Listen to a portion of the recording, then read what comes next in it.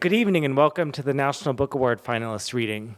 I'm Louise, the director of the MFA in Creative Writing program at the New School. We're so pleased to welcome back our longtime friends, the National Book Foundation, the presenters of the National Book Awards. The graduate and undergraduate writing programs at the New School share the National Book Foundation's mission to celebrate the vast diversity of literature and to expand its audience. We at the New School are so very honored to host tonight's event. I'd like to thank Lori Lynn Turner, Gregory Collins, Justin Sherwood, Joe Carney, Sylvan Simon, and Brian Case for their hard work tonight. And at the National Book Foundation, I'd like to thank Harold Augenbraum, Amy Gall, Leslie Shipman, Sherry Young, and Meredith Andrews. Tonight's host will be Thea Obrecht. Thea is author of the novel The Tiger's Wife, which was both a finalist for the National Book Award and selected for the Foundation's 5 Under 35. She was born in Belgrade in the former Yugoslavia and has lived in the United States since the age of 12. Her writing has been published in The New Yorker, The Atlantic, Harper's, and The Guardian, and has been anthologized in the Best American Short Stories and the Best American Non-Required Reading. She has been named by The New Yorker as one of the 20 best American fiction writers under 40. Please welcome to the stage Thea Obrecht.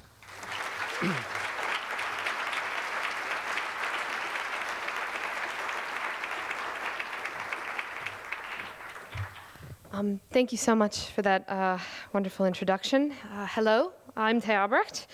It's a privilege and an honor to be hosting the 2014 National Book Awards finalist reading. Thank you all for coming out. Thank you especially to all the finalists who are here today. I can see them in the front because they're wearing giant medals, which we handed out to them earlier. It's going well already. I was unnerved by the treacherous stairwell. So we are, thank you especially also to the New School for hosting us this evening. We are here tonight to honor the work of 20 writers of extraordinary talent whose work has defined a most remarkable year in American literature. I don't know how the rest of you feel, but in general, I feel like National Book Awards Week is sort of the last outpost of sanity before the circus of December. This is really what I look forward to, and then it's all just downhill until basically next year. So by next week, those among us who are truly fortunate won't have to be on speaking terms with our families for another 363 days. Which is time I feel better spent reading anyway. So for those of you who haven't read all the books that are up tonight, you will have plenty of time for next year. I feel like also I'm incredibly glad that the Tennessee Williams biography is nominated and up tonight, because I feel like you always have that one uncle, you know, who's constantly going to the plays. And afterwards, you're on the phone and you're like, "What'd you do this weekend?" And it's like, "Oh, well, I went to see a play, and I can't remember what play it was, but it's a really good one." It's like, well, "Okay, by whom?" It's like, "Oh, but that guy, you know, God, the first name is a state name, the last name is like a good family name. It's on the tip of my tongue. It's Indiana Jones." So anyway, it's a wonderful week. Last night, we celebrated the 5 Under 35 honorees.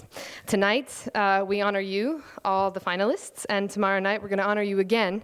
And after we're done honoring you, come Thursday morning, after the ceremony and subsequent fate, we will all be brushing past one another in our respective places of business, going like, it's a fun party.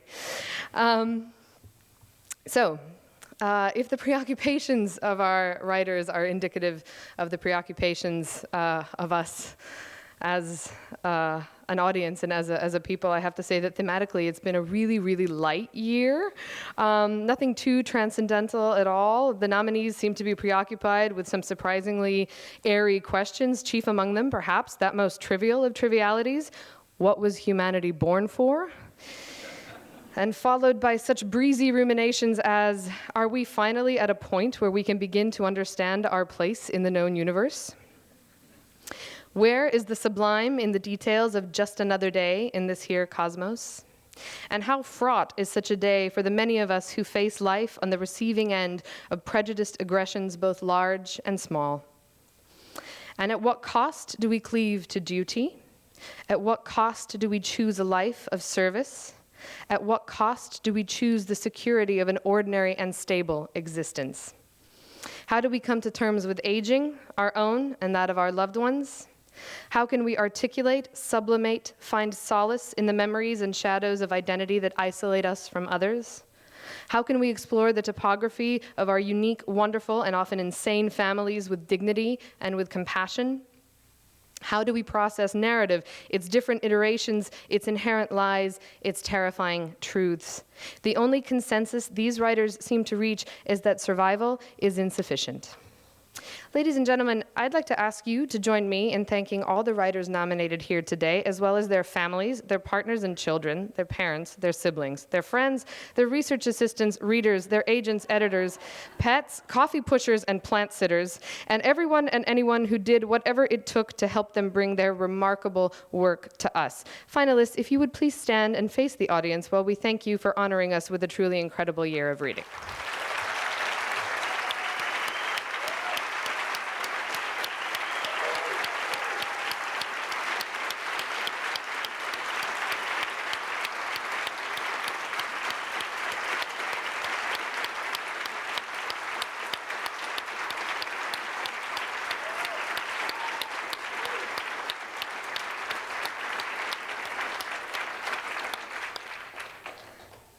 All right, so thank you again. Let's get to it. For those of you who don't know how this works, the nominees will be reading in heats, 5 groups of 4 5 groups of 4 writers from each category: young people's literature, poetry, nonfiction, and fiction. I will introduce the readers together by group, and then each finalist will read for approximately 5 minutes. So group 1, in young people's literature, Elliot Schrefer for Threatened, Scholastic Press. Poetry, Louise Glick, Faithful and Virtuous Night, Farrar, Straus, and Giroux. Nonfiction, Chast, Can't We Talk About Something More Pleasant, by Bloomsbury. Fiction, Rabih, Alameddine, An Unnecessary Woman, Grove Atlantic.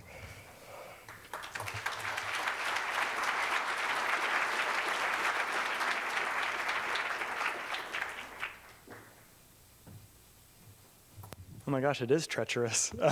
Warning to everyone. My last name begins with S, and so I've spent 35 years never having to go first when things are alphabetical. We have a very strange young people's pool in which Schrefer happens to be the first name up, so bear with me. 2 years ago, I was here talking about bonobos, which were the topic of my book, Endangered, which are a peace-loving matriarchal ape. So I was working out my mommy issues with you then, and now I'm talking about the chimpanzees, which are patrilineal and very dominant. So I'm working through my daddy issues with you tonight. So Threatened is the story of an orphan named Luke, who's about 12 years old, who winds up stranded in the jungle helping a dubious professor. He's named Prof in this passage that I'm reading. You're also going to hear 2 other names, Mango and Beggar. They are chimpanzees. Anyone who you're not sure who it is, just assume they're a chimp. It was a half-rotted okume, its black bark slick with moss. As I pressed my fingers against the trunk, the wet outer layer squished into the layer of bugs and crunchy wood beneath. I gripped a low branch while I flailed a leg higher until it caught on the next branch up. After a few minutes of exertion, I was above the nest. There Beggar was. Lying on her side, she had her hands pinned between her thighs, looking over the side of the nest with a serene but absent air, like she was watching herself from somewhere outside of her body. The old chimp was alive, but breathing shallowly. The body was all beast, but the eyes brought back thoughts of my mother in the hospital bed, how she too had once looked at me and seen nothing.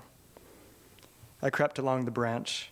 Beggar turned and watched me with her wide eyes, tilting her head to see me better. She let out a long sigh. If she was alarmed by me, she didn't have the energy to express it. Her branch was near enough to mine that I was able to transition over, sling my legs over the edge, and sit beside her. As I nervously stroked her forearm, she made wheezing sounds. Staring at my hand as I groomed, Beggar adjusted her legs so her arms came free. I picked up one of those old, roughed hands and held it. She lifted her head an inch, her chest shivered, then she let it rest back down into the bundled leaves. I clenched her hand. Maybe she didn't care if she died alone, but it mattered to me. I heard a rustling and small squeaks from below. Then Mango's head appeared over the side of the nest. Before I could stop her, she was crawling over my lap to huddle in next to her mother. Her eyes on mine, she tugged at Beggar's lips and ears. When I didn't do anything to help, she gave up on me and tried to suckle. But she soon gave up on that, too. Mango perched on the skinny bit of space that remained at the nest's edge and lay on her side. Resigned and miserable, she propped her head up on a folded arm, fixing me with a stare that was complicated and lost. Up close, I could see that her hair was patchy in places, where she'd probably plucked it out by over-grooming. She burrowed like she wanted to be closer to her mother than was possible, like she couldn't get enough heat from Beggar's body. When I lifted her arm, Beggar grunted weakly in protest. I rolled Mango toward her mother, provoking some outraged squeaks of surprise, and then placed her mother's arm over her. Mango immediately quieted and tucked in, trying again for the nipple. She was shivering, I realized, even surrounded by her mother's body. I thought of the failed attempts at suckling I'd seen the other day and worried that Mango wasn't getting enough nourishment, that she would soon go the way of her mother. For right now, I was glad that she and Beggar were together. I wish there was something I could do to keep things that way. Prof whistled sharply from below. Now that he'd alerted me to it, I could hear a distant drumming. I scrambled down the tree. As I tumbled the final length to the ground, I looked up to see Mango had untangled herself from her mother and was staring over the edge of the nest, watching me hurry away. We rushed from the clearing. Once we got back to camp, I took a deep breath, ready to tell Prof what I'd seen of Beggar and her wound. But before I could speak, he shook his head sternly and muttered something about improper scientific method. Suddenly I was tearing up, and before I could even try to hide my tears, I was sobbing. I kneeled on the ground, head in my hands. Once I was able, I looked up and saw Prof kneeling beside me, his hands on his knees. The old chimp mother is dying, Prof, I managed to get out. She's never going to get back out of that nest, and we have no way of knowing why and no way of helping Mango. Many chimps have lived and died in this jungle without anyone knowing about it, Prof said. I hated him for being so reasonable. But when I looked at his expression, I also saw something unexpected there, a broad, deep suffering that I realized had always been his. His sympathy was wider and calmer than mine, expansive enough to include the inside and the outside and everything in both. I found myself wondering, not for the first time, what Prof had been through before in his life to bring him here now. They're alone there, I said, tears leaving my voice. Mango and Beggar, in that tree, they're all alone. Other chimps are there by now, Prof said. I was furious again, that he hadn't known what I meant by alone, that I hadn't known what I meant by alone. And I was furious, too, that I was crying, that I'd proven I could. You know, Prof said, whispering like he'd wandered into someone's home and was worried about being overheard. When you think about it, all survival stories that end happily are also family stories. Thank you.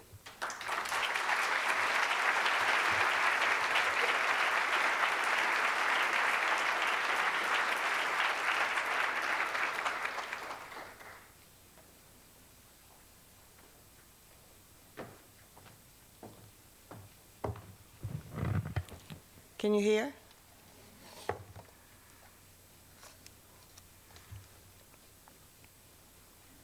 I'm going to read one poem in 6 short sections. The only thing you need to know before you hear it is that the word nay appears twice. Once it's spelled as though it were no, and once it's spelled the way horses talk to each other. An adventure. 1.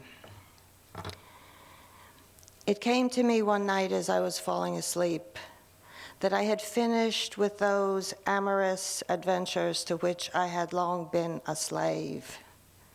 Finished with love, my heart murmured, to which I responded that many profound discoveries awaited us, hoping at the same time I would not be asked to name them, for I could not name them.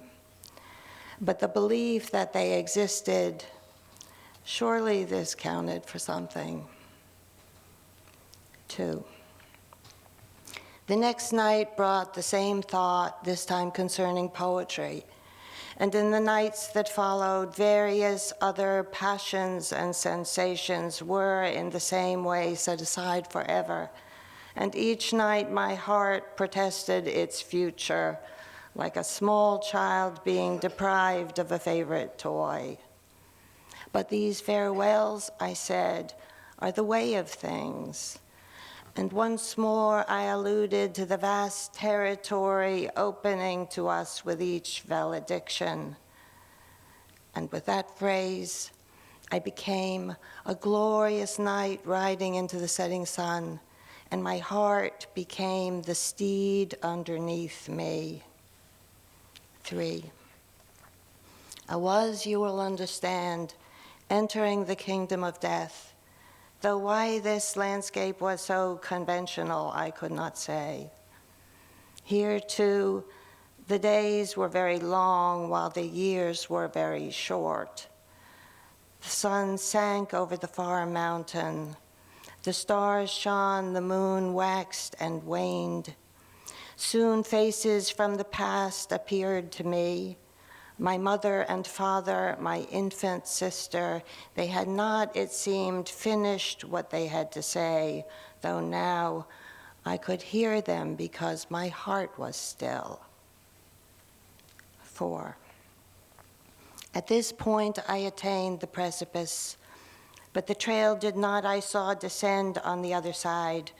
Rather, having flattened out, it continued at this altitude as far as the eye could see, though gradually the mountain that supported it completely dissolved, so that I found myself riding steadily through the air. All around the dead were cheering me on, the joy of finding them obliterated by the task of responding to them. 5. As we had all been flesh together, now we were mist. As we had been before objects with shadows, now we were a substance without form, like evaporated chemicals.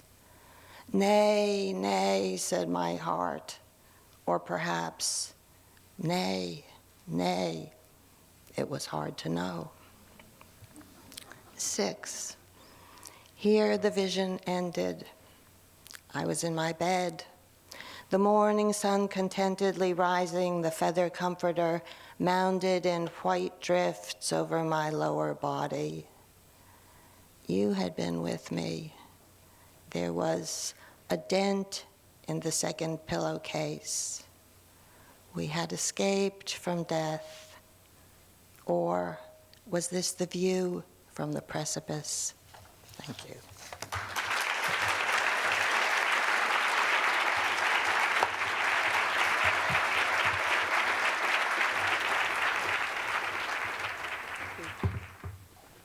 Bring out a laptop, sorry.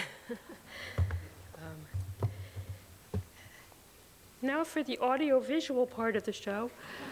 My name's Chast. I'm going to read a few pages from a book I wrote called Can't We Talk About Something More Pleasant, which is a book I wrote about the last few years of my parents' lives, and it's also about their relationship with each other and their relationship with me and my relationship with either of them, and just also about this whole last part of life.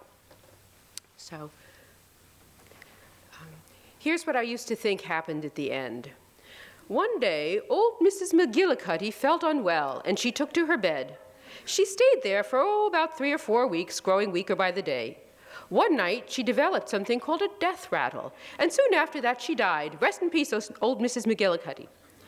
What I was starting to understand was that the middle panel was a lot more painful, humiliating, long-lasting, complicated, and hideously expensive.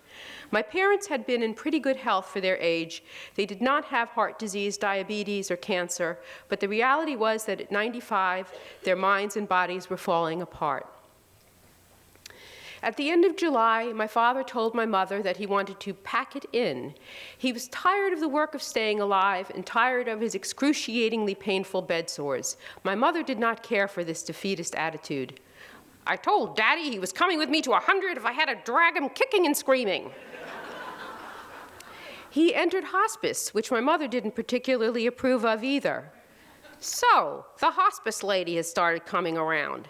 She's very nice, but I told her, I don't want anyone coming around with a long, sad face. I want positive thinking, not a bunch of people standing around singing Kumbaya. On the evening of October 16th, 2007, one of my dad's nurses telephoned me. Your dad is having difficulty swallowing. She gave me a list of groceries to bring the next day. When I went to the store, I picked up some ice cream sandwiches as well. They were his favorite. The next morning, I went to the place. That's what I called the assisted living place. They had put my dad in the wheelchair. I feel like I'm falling. I tried to feed him some ice cream sandwich. He seemed very, very tired, and Aid and I moved him to the bed. I curled up next to him and held his hand and patted his forehead. I tried to telepath to him how much I loved him, and that I knew how much he loved me, and that we were good, and that it was okay to let go. He said this to me, "What's Nina doing?" Nina is my daughter. I said, "She's playing her banjo." He smiled and fell asleep. It was our last conversation, but I didn't know that then. I rejoined my mother, who was in a dither. "We have to call downstairs and get them to deliver lunch for Daddy. We have to get him some soup." There was some serious denial going on. "Mom, did it ever occur to you that Daddy may be actively dying?" This did not go over well. "I do not like to talk about death, and I will not talk about death." My father seemed comfortable. I was meeting a friend nearby for lunch. "I'll be back around 3. At around 2:15, my phone rang. "Your father is passing." I knew it would happen soon, but not that soon. I drove back as fast as I could, but he had died 10 minutes before I arrived. Joan, the hospice nurse, told me the sequence of events, that his breathing had deteriorated, that she and my mother were by his side, that at some point my mother left the room for a minute to use the bathroom, and that's when he died. She told me that the phenomenon of a dying person choosing to die when his loved one left the room, if only for a moment, was one she had seen as a hospice nurse many, many times. She added that his death had been peaceful, that he just slipped away. I kissed his forehead, which was still slightly warm. It was so clear that he, my dad, was no longer there. He was gone, gone, gone. Someone called the funeral home. They came to take the body away. Someone told me to sit with my mother elsewhere so she didn't have to witness the removal, so I did. I brought my mother back to my house so she wouldn't have to spend the first night without my dad alone. That's it.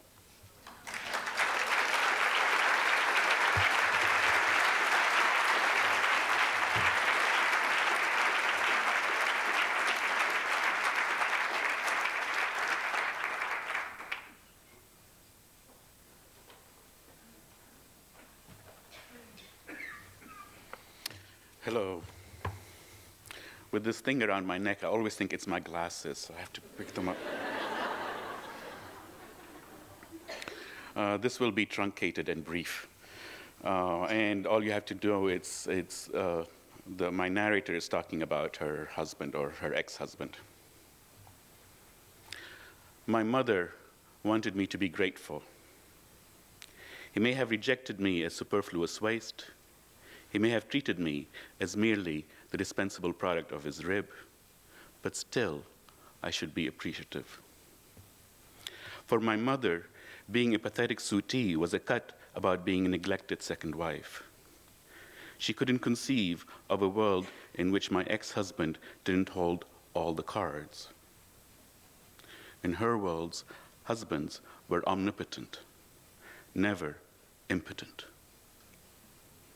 Mine thought of me as the cause of his humiliation and probably continued to blame his other wives. He couldn't risk having his women talk to one another. I would have loved to chat with his second wife, or his third. Did he continue to wear his ridiculously large hat that cruelly emphasized his small head? I could have asked. In all the years of marriage, did you ever see his penis? Did that shrivelly appendicle ever reach half-mast? When did he surrender? When did he end his fumbling humiliation in the dark? Was it a year, 6 months, a couple? In The Science of Right, Kant wrote, "Marriage is the union of two persons of different sexes for the purpose of lifelong mutual possession of each other's sexual organs." Kant obviously hadn't met my husband. Of course, like Descartes, Newton, Locke, Pascal, Spinoza, Kierkegaard, Leibniz, Schopenhauer, Nietzsche, and Wittgenstein, Kant never formed an intimate tie or reared a family. As a young woman, I was so frustrated never to have seen a man naked that I used to wait until my husband snored before lifting the covers, lighting a match within the enveloping womb of the mosquito net, and examining his body under buttoned cottons. The disappointment of discovering a worm in place of the monster. Of this, I was supposed to be afraid. This, the forge of fertility. Yet, I couldn't rein in my curiosity. I looked every chance I had by the light of a match, not a candle, because when quickly extinguished, its smoke was not as incriminating. The steady snores, the deep breathing, the lost world of sleep. Never once caught, never discovered. 15 years ago, at 61, my husband died, a solitary passenger on a public bus, his head leaning at an awkward angle against the murky window. The bus drove 2 full routes, passengers ascending and alighting, before the driver realized he was keeping the company of a lifeless man. Sometimes death arrives quietly. Wanting to put him to rest once more, I attended his burial, his final interment. No keening or wailing at his funeral. In the open casket, he lay dead. Someone had combed his hair flat and awkward, as if he'd just taken off his imbecilic hat. Seated all around me, the mourning women could not help but giggle and gossip. He had died with an erection that would not relent. Priapism in its final throes, an irony worthy of Svevo. In death, Eros triumphed, while in life, Thanatos had. My husband was a Freudian dyslexic.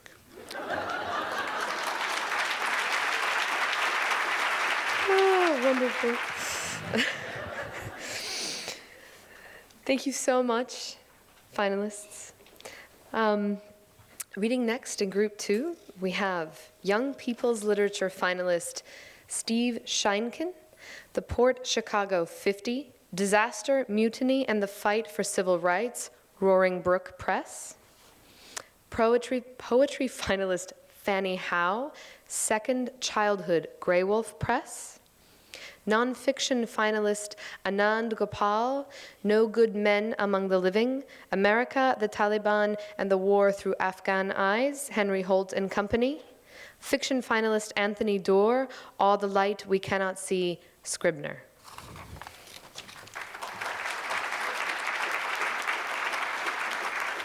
So this is a nonfiction book, and the scene I want to read is really, I think, an very early spark of the civil rights movement. It takes place during World War II at a segregated naval base called Port Chicago. All the officers were white, but all the sailors working there were black. They were not permitted to serve on ships, but were given this job of loading bombs and ammunition.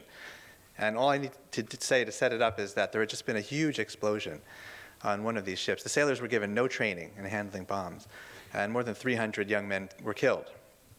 And many of them were teenagers. And the characters I follow survived this blast, picked up the bodies, sometimes parts of bodies from the bay, and knew that they were going to be put back to work doing the same thing in the same way. And it led to this moment. And one of the characters I mentioned is Joe Small, who was one of the young black sailors, and the Navy later essentially accused him of being the ringleader of what they charged was a mutiny, the largest mutiny in the history of the Navy. The next day, August 9th, 1944, the men of Joe Small's division were sent to lunch early. At 11:15, Lieutenant DeLucchi stepped into a small office on the base and picked up a microphone. "Division 4, turn out for work," he announced into the mic. DeLucchi then walked toward Barracks C, where his men were quartered.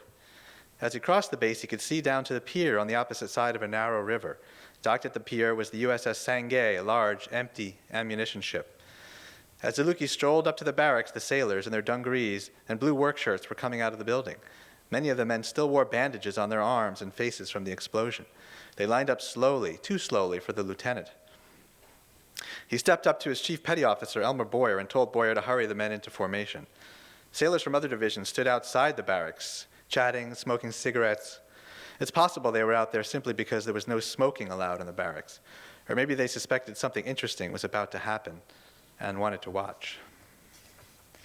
"Okay, move 'em out," Diluki ordered Boyer when the men were ready. "Right face," shouted Boyer. "Forward, march." The division marched in ranks toward the river. As always, Joe Small marched on the left side of the men, calling cadence. The group soon approached a T-shaped turn in the road. The path to the right led to the parade ground. The path to the left led down to the ferry, which crossed the river to the loading dock. A turn to the right meant another day of routine exercise. A turn to the left meant loading ammunition. "Column left," Diluki ordered Boyer. "Column left," Boyer shouted. And then came one of those seemingly small moments that winds up changing the course of history. Someone in the ranks stopped. Or maybe many of the men stopped at once. Different men remembered it differently. Either way, the marching sailors banged together and came to a stop in the road. Men were looking around. Some seemed confused. Diluki turned to his division. "Will you go back to work?" he demanded, stepping toward them. No one answered. "You're going to load this ship," he told the men, pointing across the water. Percy Robbins heard someone near him mutter, "Oh, no, we ain't. We're not going to go." "Joseph Small," Diluki shouted, "front and center." Small marched to the front of the formation, turned and stood face to face with the lieutenant. "Small, will you return to duty?" "No, sir," Small said. Diluki glared at Small. "Is that final?" "Yes, sir, that's final." Someone back in the ranks called out, "If Small don't go, we won't go either." Diluki's face flushed blood red. He spun away from Small and marched off, leaving his division at the T in the road. Thanks.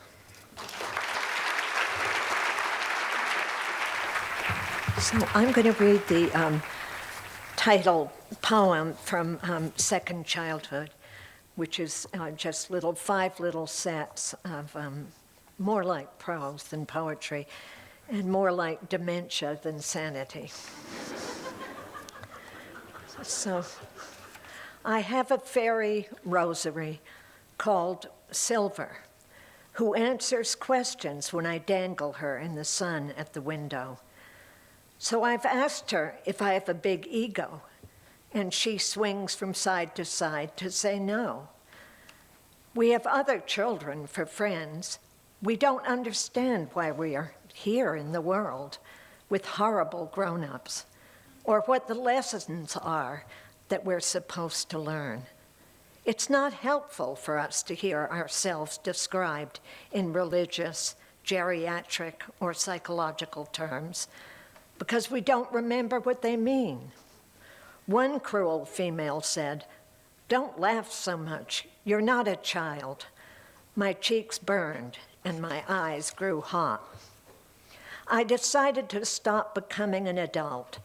That day I chose to blur facts, fail at tests, and slouch under a hood. School was my first testing ground. I misunderstood lessons, assignments, meanings of poems and stories, and misinterpreted the gestures of characters in novels. I was awestruck by geology, but mixed up the ages of rocks. I stared and giggled and refused to take orders and was punished. Throughout my life, I've remained vague and have accepted the humiliation it brought, almost as if stupefaction were a gift. I willfully repeat my mistakes over and over and never learn from experience. Every day has been a threat to this attitude, so I avoid obligations. For example, last night I dreamed I was on an airplane that was open to the sky and a storm was coming from a hive of stars. And I wanted to sit beside my daughter to watch the wind as we strapped ourselves tight to the invisible seats and stayed awake in the air. If we had been grown-ups, we wouldn't have been able to see the stars or the storm. We would have perished. So my commitment to childhood has once again been affirmed. Read the signs, not the authorities. You might think I'm just old, but I finally decided to make the decision to never grow up and remain under my hood. We are like tiny egos inside a great mountain of air, pressed upon by the weight of ether. We can barely breathe. I think the gods and goddesses were the last good grown-ups on Earth. Once I saw them walking to a party along a beach, and I could make out their shadows like a line of pines in an ocean breeze. They were laughing and calling to each other. Still, they were always aware of their mortal children's prayers and answered them, sometimes in the form of mist, sometimes with needles of sunset. The gods existed outside the ego world, though they were certainly jealous and angry. Now some of them are pots and pans and wax and marbles, balls and kettles, rope and puddles. They emit a crackling sound when lightning hits the ground and give people shingles. Other gods have chosen to break out to heaven, where they blend into pastel and ride comets once a year. Sometimes it's hard to walk with so many gods bouncing around, so I use a broom, rosary, or cane to wave them away.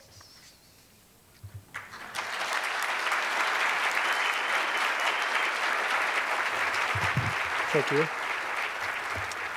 My book is about the War on Terror, and it follows the lives of 3 Afghans in that war, a Taliban commander, a warlord, and a housewife. And so this excerpt is about the housewife, and it comes from 1991, when the capital of Afghanistan, Kabul, was controlled by communists and the surrounding countryside was controlled by Islamists. And very shortly after this excerpt, the communists would fall and the civil war would descend upon the capital and kill tens of thousands. One day during her junior year, her family brought home a young man for tea. It had become a regular occurrence, for at 19 she was well into her marriageable years. Hila was to stay quietly in the adjacent room until called. Usually, she would be brought out to meet the visiting family, some words would be exchanged with the adults, and then modesty would call for her to retreat again. This time, though, as she was introduced, she saw that there were no relatives accompanying this visitor, no throng of curious aunts. There was only a tall, pale young man standing shyly in the corner. He had a sharp nose, prominent cheekbones, and, impossible to ignore, a disarming smile. Hila knew that it would be improper to inquire about him openly, but over the next few days she gleaned snippets here and there. His name was Muskinyar, and he'd come alone because his family was down south. He had been living by himself in Kabul, something she had never heard of before, and he had been working for the government. She also learned that he was a communist and a fervent defender of women's rights. Over the following weeks, Hila registered her approval in the way a good Afghan girl did, by saying nothing at all. During her daily walks to the university, she found her thoughts wandering to him. It was killing her not to know what the two sides were saying or discussing, or if they were talking at all. One afternoon, she had almost reached campus when suddenly Muskinyar appeared in her path. Oh my God, she thought. They stood staring at each other. She could see the scandal, the tears and screams at home, the accusations about a couple skirting their families and taking matters into their own hands. Before she could say anything, he broke into a wide grin and announced that he would like her hand in marriage. Not knowing what to do, she turned and hurried the other way. She fought the urge to look back. Some days later, he appeared again. This time, before she could flee, he blurted out that he wanted to get to know the woman that he might spend the rest of his life with. He meant no harm, he insisted, and no one would know that they had spoken. It was just for his peace of mind. She agreed to talk to him. He quickly slid into lengthy monologues about politics and religion and the war. He was distinctly modern, progressive even, in a way that she had never before seen in a man. He assured her that only the communists could save the country. The stories filtering in from the countryside were exaggerated. By the end of the walk, she finally plucked up the courage to ask if he would allow her to work. He shot her a wounded look, seeming insulted that she had even asked. It was a woman's natural right, he said. Soon, he became a fixture on her daily walk. They spoke of Pashto poetry and of overbearing relatives, of traveling the country after the war, and someday of visiting Central Europe, where Kabul's electric trolley buses were built. They would go to Germany, he promised, after peace arrived. They'd ride the trains, even the ones that ran underground. In 1991, they were wed. Shortly after, they moved into the small Soviet-built apartments near downtown Kabul. Mushkinyar was making good money working for the Ministry of Health, and Hila, upon receiving her diploma, found a job as a teacher. In her spare time, she took courses in nursing and midwifery, which led her to moonlighting guild with the World Health Organization. It wasn't long before she gave birth to a baby boy. Life was good. Infused with tiny, daily acts of hope, their imagination told of a future that belonged entirely to them. But beyond the city limits, in the rust-hued mountains girding Kabul, that future was being unwritten. Thank you.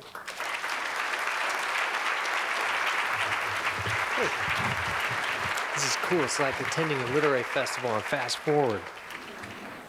It's a privilege. This is a short chapter called Radio, and it's set in Germany in 1935 in a little coal town called Solferein in an orphanage. Werner is 8 years old and ferreting about in the refuse behind a storage shed when he discovers what looks like a large spool of thread. It consists of a wire-wrapped cylinder sandwiched between two discs of pine wood. 3 frayed electrical leads sprout from the top. One has a small earphone dangling from its end. Jutta, 6 years old with a round face and a mashed cumulus of white hair, crouches beside her brother. What is that?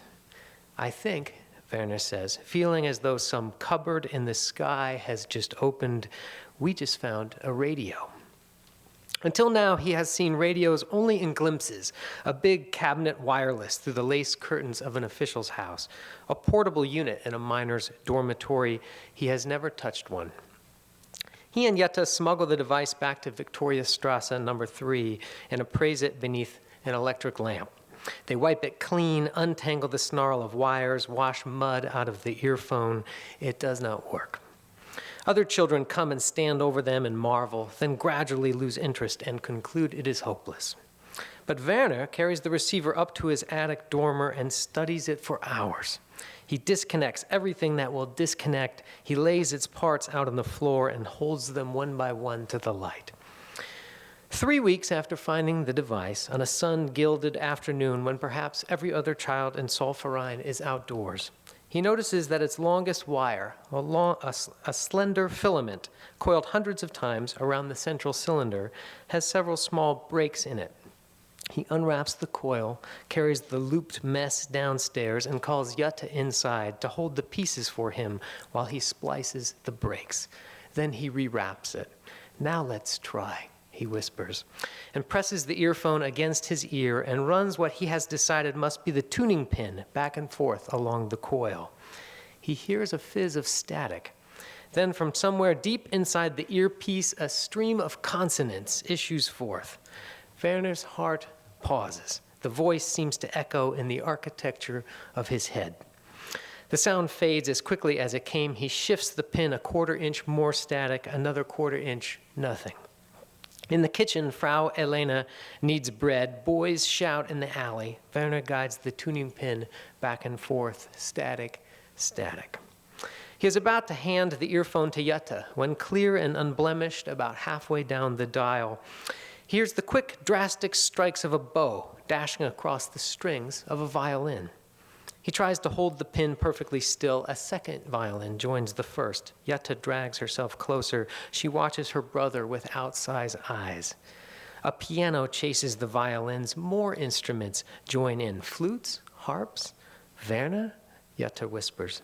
He blinks. He has to swallow back tears. The parlor looks the same as it always has. 2 cribs beneath 2 Latin crosses, dust floating in the open mouth of the stove, a dozen layers of paint peeling off the baseboards. Yet now there is music, as if inside his head an infinitesimal orchestra has stirred to life. The room seems to fall into a slow spin. His sister says his name more urgently, and he presses the earphone to her ear. Music, she says. The signal is weak enough that though the earphone is 6 inches away, he can't hear any trace of the song. But he watches his sister's face, motionless except for her eyelids, And in the kitchen, Frau Elena holds her flower-whitened hands in the air and cocks her head, studying him. And two older boys rush in and stop, sensing some change in the air. And the little radio with its 4 terminals and trailing aerial sits motionless on the floor between them all like a miracle.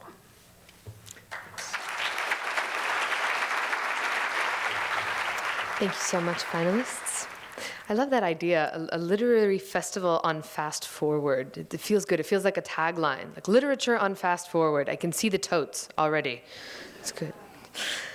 Next we have Group 3, Young People's Literature finalist John Corey Whaley, Noggin, Atheneum Books for Young Readers. Poetry finalist Maureen N. McLean, This Blue, Farrar, Straus, and Giroux. Nonfiction finalist John Lahr, Tennessee Williams, Mad Pilgrimage of the Flesh, W.W. Norton Company. And fiction finalist Phil Cly, Redeployment, The Penguin Press. Thank you.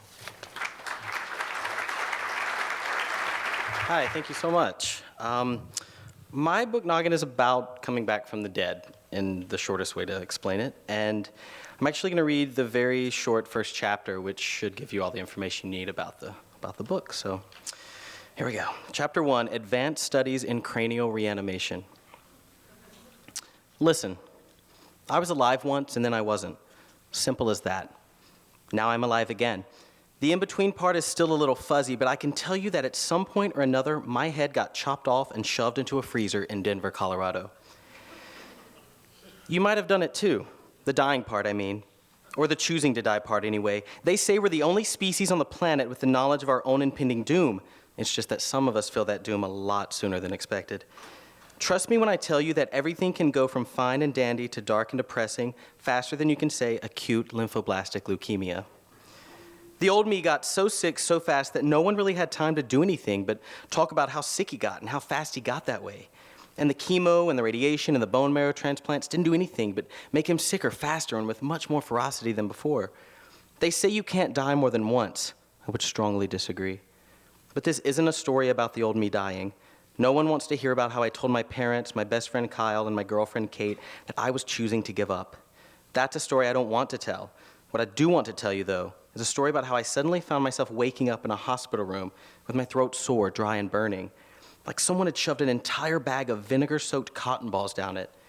I want to tell you about how I was moving my fingers and wiggling my toes and how the doctors and nurses standing around me were so impressed with this. I'm not sure why blinking my eyes earned a round of applause and why it mattered that I was peeing into a bag, but to these people, it was like they were witnessing a true miracle. Some of the nurses were even crying. I want to tell you a story about how you can suddenly wake up to find yourself living a life you were never supposed to live. It could happen to you, just like it happened to me, and you could try and get the life back that you think you deserve to be living, just like I did. And they told me I couldn't talk, said it was too early for that just yet. I didn't know why, but I listened anyway. My mom and dad walked in, and she cried big tears. He went in to touch my face, and the nurse asked him to wait, asked him to please step aside until they were sure everything was working okay. They gave me a small whiteboard and a marker and told me to write my name. I did. Travis Ray Coates. They asked me to write down where I live. I did. Kansas City, Missouri. They asked me to write down my school. I did. Springside High. They asked me to write down the year. I did. Then the room got suddenly quiet. And even though it was bright and clean and I could smell medicine and bleach, I knew something was wrong. This is when they told me that they'd done it. They'd gone through with the whole cranial hibernation and reanimation thing. They'd actually gone and cut my head off. I was so sure they'd put me under and changed their minds and that I'd gone through all that paperwork for nothing. But then my mom held up a mirror and I saw that my head was shaved nearly bald and that my neck had bandages wrapped all around it. I looked pretty rough. My lips were purple and cracked. My cheeks were flushed. And my eyes were big and glazed over. Drugged. My eyes were drugged. I'm going to tell you the truth here and say that I never, not once, not even for a tiny second, thought this crazy shit would ever work. And I never thought they did either. My parents, I mean. But I looked up at their wet eyes and felt their hands on my hands, and I knew right then that they were as happy as any two people had ever been. Their dead son lying on a bed in front of them, silent but with a beat in his chest again. Mary Shelley's nightmare come true right there in a hospital in Denver. Hospitals. I knew hospitals. I knew them like most kids know their own homes, know their neighborhoods, and know which yards to avoid and which ones it's safe to leave your bike in. I knew a nurse was only allowed to give you extra pain meds if a doctor had signed off on it, but that getting extra Jell-O only took a few smiles, maybe a joke or two, maybe a flash of the dimples. And like a factory, a hospital has its own rhythm, sounds from every room that collide in the air and echo down into your ears and repeat themselves even in the nighttime, when the world wants so bad to appear silent and quiet and peaceful. Beeps, footsteps, the tearing of plastic, spinning wheels on carts, Wheel of Fortune on the neighbor's TV. These were the sounds I died to, and these were the ones that welcomed me back. A world so noisy you have to lean up a bit to hear the familiar doctor as he tries to speak over it all. And just as you were starting to get used to the light, you have to close your eyes and hear him. A world that looks almost exactly the same as the one you closed your eyes to before, so much the same that you think about laughing because you got so close to being done with it all. Until you finally hear the doctor as he speaks a little louder this time. Welcome back, Travis Coates. Thank you. I'm just going to read a few short poems from the book This Blue. A situation. Everything bending elsewhere, summer longer, winter mud and the maples escaping for northern zones. Take it up, old Adam. Every day the world exists to be named. Here's a chair, a table, grass. A cricket hums my Japanese name. Skyscrapers are stars, rocks. Those were swell seasons. So strange, that heaven, that hell. A poem called They Were Not Kidding in the 14th Century. They were not kidding when they said they were blinded by a vision of love. It was not just a manner of speaking or feeling, though it's hard to say how the dead really felt, harder even than knowing the living.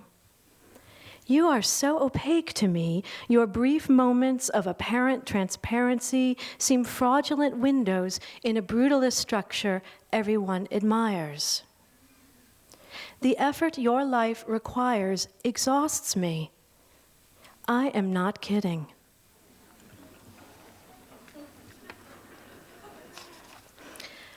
This poem takes wing from a fragment of Sappho. That man over there looking sidelong as you sidelong smile, I do not think he's a god, or frankly that great. But it's true he's glowing under your eyes and obliterating the sun that moments ago was shining on this bench where we sit across from him, now flaring terrible as I think of your many rendezvous. I desire death. And I almost shove back in my throat the call to the Perseids, calling them down now to shower him dead in their shower. A poem for those who spend time on the Northeast Corridor and Amtrak. Quiet car. The willows lost its hair. The snow's receded almost everywhere, and you are riding in the quiet car. The branches mostly bare, but the thin ice sheets that cracked and chimed the pond have vanished into water while you are riding in the quiet car. Walking around the reservoir, canvasbacks gliding on the water, the path 2 miles, perhaps a bit more, while you are riding in the quiet car. Soon I will climb in the old blue car and drive to Back Bay, not too far from you, my love, now riding in the quiet car.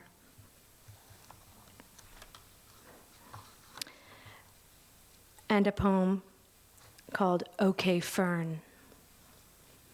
OK Fern, I'm your apprentice. I can now tell you apart from your darker sister ferns, whose intricate ridges overlay your more regular triangled fans. Tell me what to do with my life.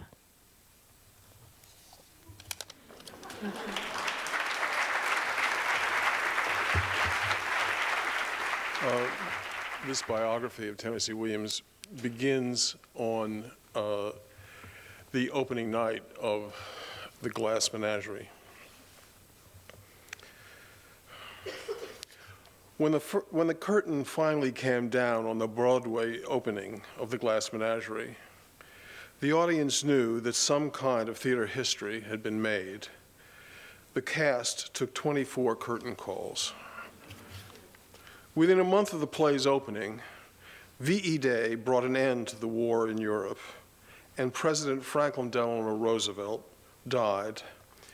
Fueled by longing and by loss, the Republic, which had deferred its dreams through 15 years of depression and 5 years of war, assumed seemingly overnight a new momentum, a glorious and guilt-ridden race for its own survival.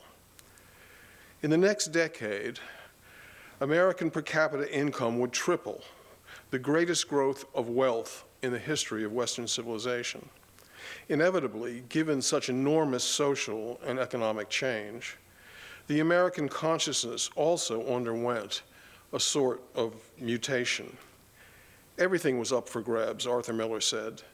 They were all for number one. The death of Roosevelt was a major blow to the psyche of the country. The father was dead. It meant that the axis of concentration turned violently and very quickly away from the society to the self. He added, it was a difference in the idea of the individual. With its combination of exhaustion and exhilaration, the Glass Menagerie looked both backward and forward in time, both outward and inward. Its romantic posture, its debate between self-sacrifice and self-interest, perfectly captured the nation's mood. The characters in Glass Menagerie are born of the scarcity and the stasis of the pre-war 30s, not the buoyant post-war 40s.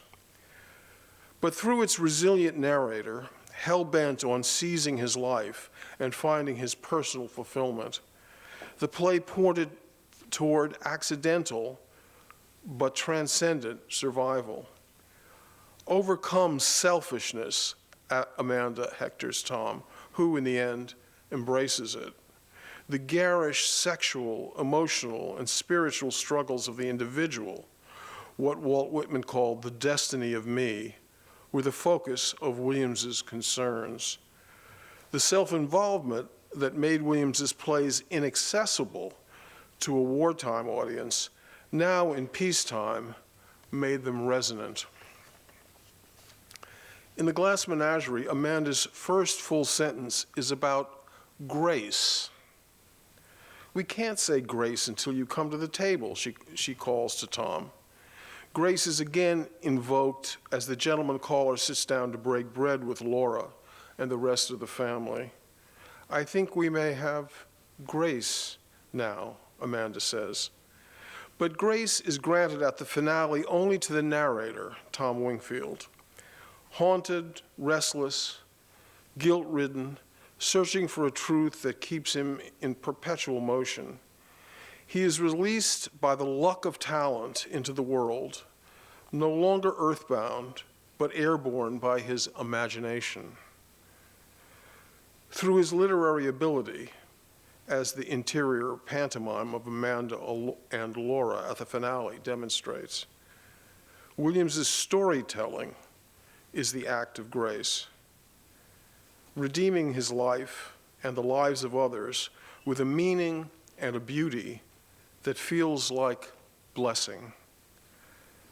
With the success of the Glass Menagerie, that long-delayed something that Williams lived for, the time when I could first catch and hold an audience's attention, had arrived.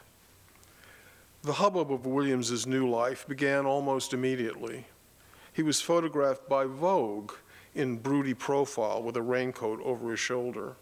He was interviewed by the New Yorker's Talk of the Town. Within a week, with his royalties estimated at $1,000 a week, he was complaining to the Times about the burdens of the American tax system. I guess I'm getting spoiled, he told the reporter. That's the second time in my life I've ordered a room service. Embossed invitations went out, inviting Williams's newfound society to meet Miss Edwina Williams, Miss Laurette Taylor, and the Reverend Walter Dakin over tea and cocktails at Sherry's. This is the twilight of an era in the theater, Williams had written a friend in 1943. God knows what's coming next. The answer, as it turned out, was him.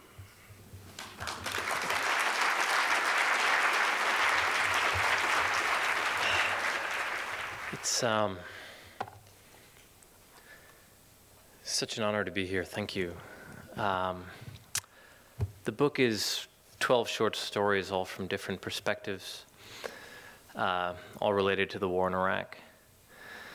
I'm going to read you the opening of a story called Bodies, which is about a Marine who did mortuary affairs, prepared the bodies to be sent home, among other things.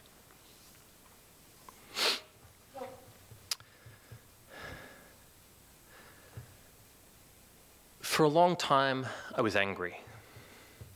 I didn't want to talk about Iraq, so I wouldn't tell anyone that I'd been. And if people knew, if they pressed, I'd tell them lies. There was this Haji corpse, I'd say, lying in the sun. It'd been there for days. It was swollen with gases. The eyes were sockets. And we had to clean it off the streets. Then I'd look at my audience and size them up, see if they wanted me to keep going. You'd be surprised how many do. That's what I did, I'd say. I collected remains. US forces mostly, but sometimes Iraqis, even insurgents. There are two ways to tell the story: funny or sad. Guys like it funny with lots of gore and a grin on your face when you get to the end. Girls like it sad with a 1,000-yard stare out to the distance as you gaze upon the horrors of war they can't quite see. Either way, it's the same story. This lieutenant colonel is visiting the government center, rolls up, sees two Marines maneuvering around a body bag, and decides he'll go show what a regular guy he is and help. As I tell the story, the lieutenant colonel's a large, arrogant bear of a man with fresh-pressed camis and a short, tight mustache. He's got huge hands, I'd say. And he comes up to us and he says, "Here, Marine, let me help you with that." And without waiting for us to respond or warn him off, he reaches down and grabs the body bag. Then I'd describe how he launches up, as though he's doing a clean and jerk. He was strong. I'll give him that, I'd say. But the bag rips on the edge of the truck's back gate, and the skin of the Haji tears with it, a big, jagged tear through the stomach. Rotting blood and fluid and organs slide out like groceries through the bottom of a wet paper bag. Human soup hits him right in the face, running down his mustache. If I'm telling the story sad, I can stop there. If I'm telling it funny, though, there's one more crucial bit, which Corporal G had done when he told the story to me for the first time, back in 2004, before either of us had collected remains or knew what we were talking about. I don't know where G heard the story. "The colonel screamed like a bitch," G had said. And then he made a weird, high-pitched keening noise deep in his throat like a wheezing dog.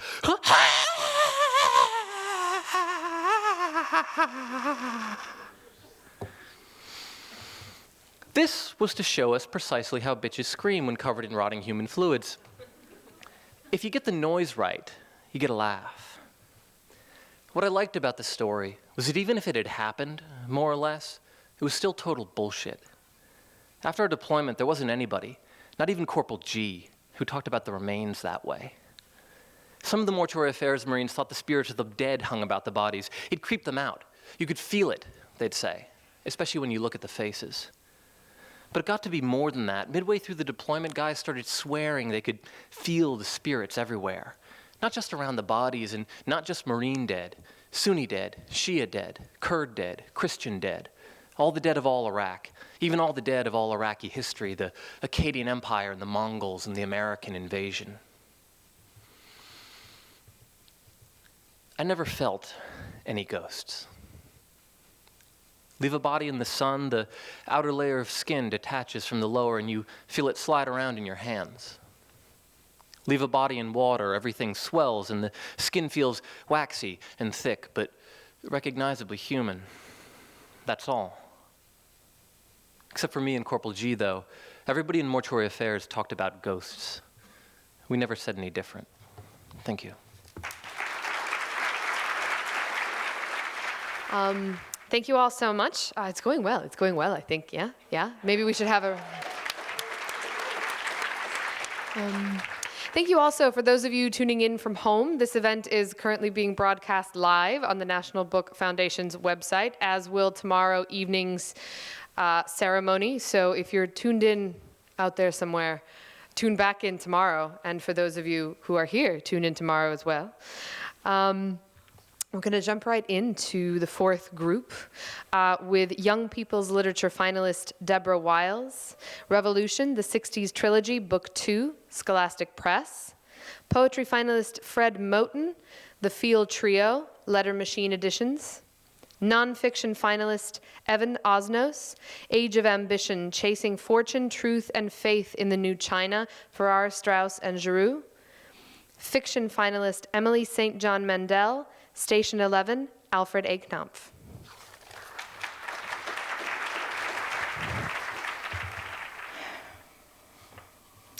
Thank you for inviting me to the dance.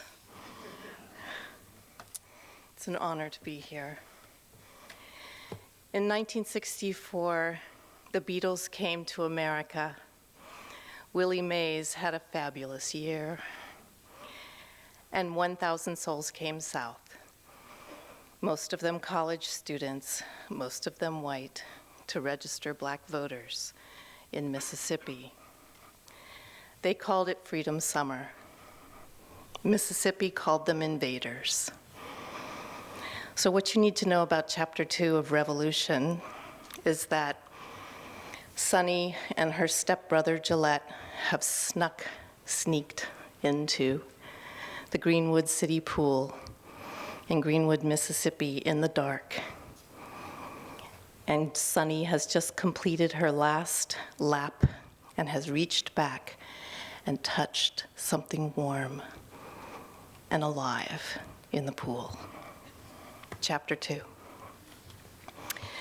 I gulp a fresh lungful of air, and I hear whap, whap, whap across the wet concrete and crash into the chain link fence. I scream my throat raw, and Gillette plunges into the pool with a great splash, grabs me with both arms and holds me tight. I choke on the water I'm trying not to swallow. He's gone, Gillette shouts. Hush your screaming, you're all right. But I scream. Gillette crushes my wrist as he hauls me to the solid steel of the ladder. In 2 seconds flat, I get hold of myself enough to shut up, grab the ladder, and heave myself out of the pool. Gillette is right behind me, breathing on me, hurrying. He wraps me in my towel, but we're out in the open sitting ducks. What is it? Who is it? Where is it? I hop like my feet are on fire. Gillette yanks the towel tighter around me. Hush, Sonny, he says, but his own voice is quavering. It's the invaders. We've got to get out of here. Hide. Sonny, Gillette shakes me. He sounds sure of himself now. It was just some kid. Get hold of yourself. You're going to wake the dead. I said I'd bring you if you didn't make a sound, and now here you are wailing your head off. I am willing to be wrong. It was a person? My teeth are chattering. A kid? Was he here the whole time? Did you see him? I saw him. Who was it? I don't know him, Gillette says. You know everybody. Well, I don't know him. Is he still here? Did he get out? Did he leave? He's long gone. I gulp for air, which starts me on a coughing fit. Gillette pounds me on the back with one hand and grabs his towel, his T-shirt, and my sundress with the other. Come on, let's go. We're late. Wait a minute, I say. Was it that jughead Bobby Carpenter? Did you know he was going to be here? Did you set me up to be scared to death by a kid I could whoop any day of the week if I saw him coming? Why would I do that? Gillette asks in irritation, and I almost believe him. He pulls on his T-shirt, then his cap. It was a kid. He had high-top sneakers. In the pool? Not in the pool. He grabbed them by the fence and ran off. Come on, let's get out of here. We jiggle the fence, and we squeeze through the gate just as Deputy Davis swings around the circle between the pool and the playground and shines the bright white headlights of his cruiser on our guilty faces. I tug my sundress over my head, blink into the lights, and swallow. Are we under arrest? Gillette stands next to me, his bathing suit dripping wet. Don't be a nitwit, he says, as Deputy Davis steps out of the car. And don't open your big mouth, especially about why you were screaming. Let me do the talking. Are you out of your mind? I sputter. Gillette may be Mr. Personality in school and on the ball field, and he may live here for the rest of his life, but he will never be from the Delta. You have to come from generations born here and buried here to be a true citizen of Greenwood, Mississippi. Deputy Davis stands in front of us, lifts his gun out of its holster, and squints through the blackness to where we stand, plastered against the chain-link fence like two escapees from the state penitentiary at Parchman. And then, because I won't go to my death without a fight, and because I'm not sure yet just how trustworthy Gillette is, and because I'm a big mouth, I shout, "It's just us, Sonny and Gillette from over on River Road, Jamie Fairchild's kids. We're not invaders." Deputy Davis checks his gun in its holster and starts across the grass. "Sonny," he calls in his high nasal voice, "is that you, Sonny Fairchild?" "Yes, sir," I call right back. Now that I know I'm not going to be shot, I need an explanation. What whopper can I make up on the spot? "I'll tell him Bobby Carpenter made us do it," I whisper. "It wasn't Bobby Carpenter," Gillette repeats. Deputy Davis stops walking and rests one hand on his billy club like he's Hoss Cartwright and we're threatening the Ponderosa. Like he shouldn't have to come all the way across this wide, green, grassy lot to get us, and what are we going to do about it? So we start walking toward him. "Then who was it if it wasn't Bobby Carpenter?" I spit. Gillette stares directly at Deputy Davis, but his whisper is just for me. "Sonny, it was a colored boy." I stop in my wet tracks. "Don't you lie to me, Gillette Robinson." "As I live and breathe, it was a colored boy." I am speechless. There was a colored boy in our pool, a colored boy, and I touched him, my skin on his skin. I touched a colored boy, and then he ran away like he was on fire. Thank you.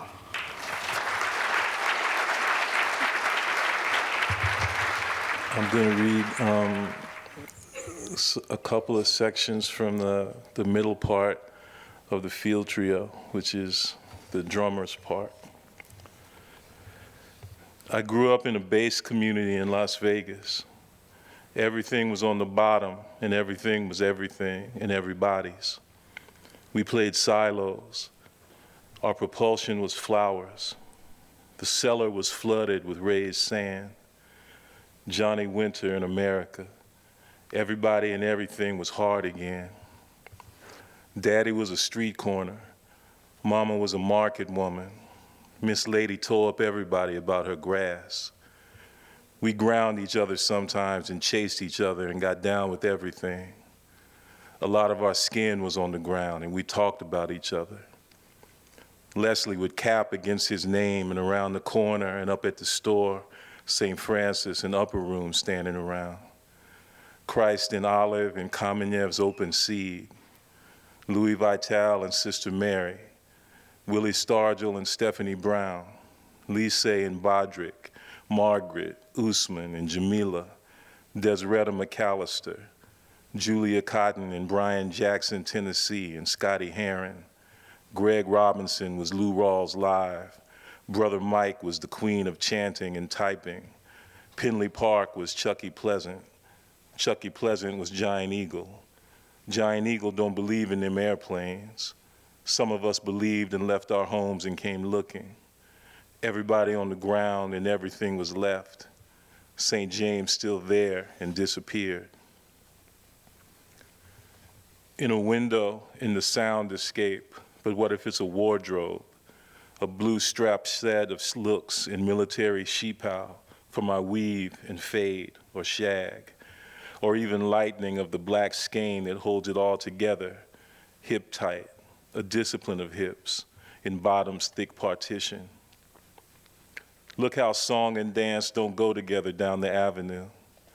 Soon as we call this line derailment, we'll study service. No eye focus, no body focus, then get down together. Like an ancient decision with Reagan playing through. We accent the second syllable because we are disciples. Oh, harpsick, flugeled refuge with some audiovisual shape to us and aerated in the event of color. Long set circle, we revel in what breaks us up. With nothing, it's impossible and easier, the same but really close to one another, but unbridgeably far from one another. The way we flee a broken park when the island is a shipwreck in a language lab and half of school falls away. For what we live for, little boy removed, upstairs, a choir down below. How to read this is double now. Now, how do we read this? This is what it's for, to claim catastrophe, to turn the world to rubble for catastrophe. I'm in a bad mood about everybody's bad mood. Their political depression, whatever. And they're so goddamn squeamish about it. They can't even come close to saying how fucked up it is with their anempathic numbers, but they can say that. They're so attached to it, but they can say that.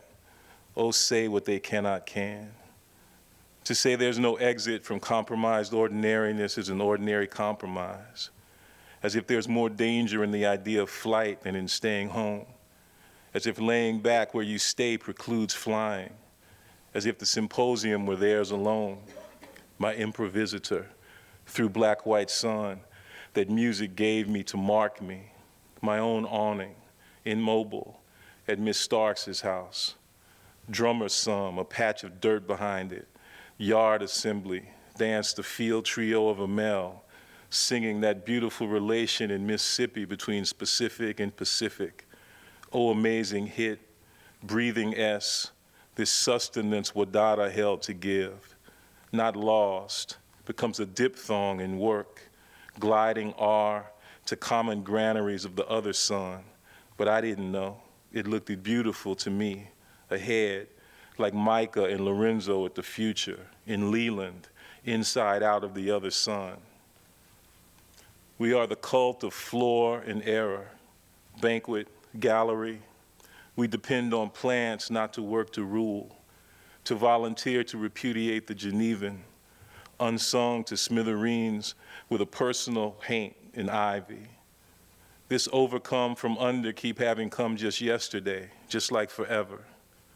The plasticity of plants and the sisters who tend them is something to see through black-white sun when they breathe in circles to work this thing because it is our pleasure.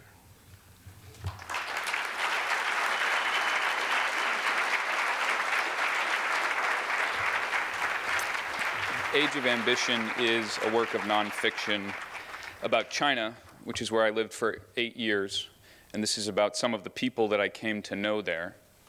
I'm going to read a passage about a man named Jiang Zhiming, who I met in 2008, 6 years ago, when he was 23 years old, and this is a bit about his life before and a bit about his life later. When Jiang Zhiming was a child, the family lived in a coal mining town called Coal Mine Number 5. His parents, who had survived the harshest years of poverty and political turmoil, had only one goal in life, Jiang told me, to pass the days normally. But Jiang was desperate to get out of mine number 5. In a passage that he wrote for a class, he recalled, "I couldn't stand eating steamed bread, leftover greens, and sweet potatoes every day. I couldn't stand wearing the same patched clothes year after year when I was laughed at by my classmates. I couldn't stand walking 1 hour on foot to get to that old shabby school. With the help of loans from the coal mine boss, Jiang went to college, where English became his obsession. He adopted the name Michael. In his journal, he wrote, 'Some nights I can't even sleep. I want to wake up so badly and practice English.' He had absorbed the promise of self-creation more thoroughly than anyone I had ever met. We sat in his bedroom, and he played some recordings that he'd been making For his students, he was teaching English by now. They were models of pronunciation. He clicked on a recording called What is English? He had layered the sounds of waves and seagulls into the background and recorded it with a girl named Isabel, the two trading sentences as they went. English is a piece of cake.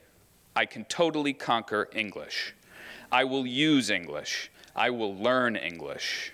I will live in English.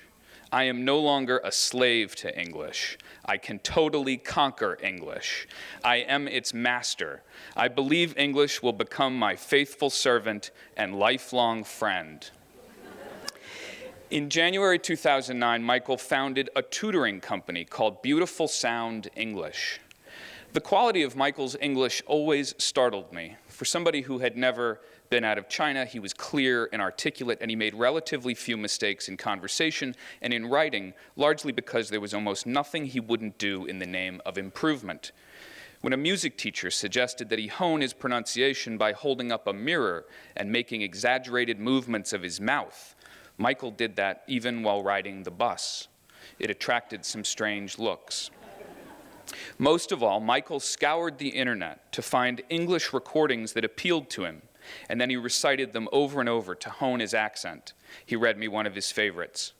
Something amazing is happening at Verizon Wireless that will change the way America talks.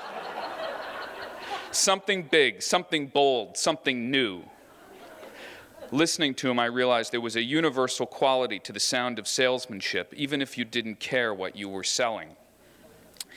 Now and then, Michael asked me to take a look at his Chinese writing or to polish the grammar of the English passages that he wrote for his students. I was often struck by how comfortable he was putting himself at the center of the story. Earlier generations in China were less comfortable doing this. I once asked his father to talk about the 3 decades that he spent working underground in a coal mine. He said, "All mines are dangerous. It was very hard at that time. We earned about 60 yuan per month." And that was all he had to say on the subject. Michael, by contrast, saw in his own life an epic fable of frustration and triumph. He wrote, "I was extremely lonely and confused from 2002 to 2007. I wanted to be someone great. I didn't want a commonplace life. Was I really destined to be a failure? What should I do? Maybe I was doomed to be an ordinary person." The prospect of conformity offended him. He wrote, "Why should I be like everyone else just because I was born to a poor family?" He framed the study of English as a matter of moral entitlement. He told his students, "You are the master of your destiny. You deserve to be happy. You deserve to be different in this world."